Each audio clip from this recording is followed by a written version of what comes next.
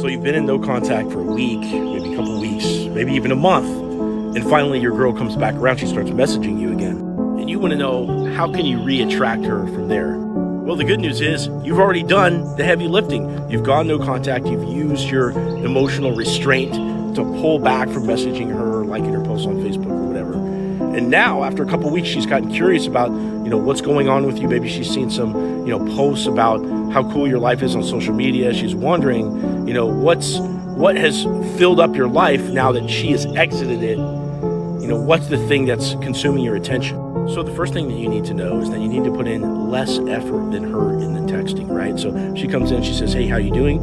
You just simply respond to it without, for example, asking how she's doing. Now, maybe you will a couple texts later, right? But the first thing is you're just like, she asks you a question, it's like you're just responding to it, right? And then, if she sends you a text bubble that's like this big, maybe you respond one with like, that's that big, right? So it's like you're putting in one notch below what her effort level is. So by putting in less effort than her, what's going to happen is that you're going to make her continue to chase you, which she is from the get-go, because she's the one hitting you up out of nowhere. And if you're putting in less effort in that text conversation, she's going to continue to chase you. Now, when a woman chases you, from that place, you can actually set up a date. Now, common mistakes in this situation is that a guy will try too little, right? You have to put in some effort into the conversation. And another common mistake would be a guy tries too hard because he's really, really excited that the girl's back in the mix, and he'll start doing all the legwork again and then chase her off. But in these ensuing conversations, be them over text, over the phone, or actually when you go out on the date,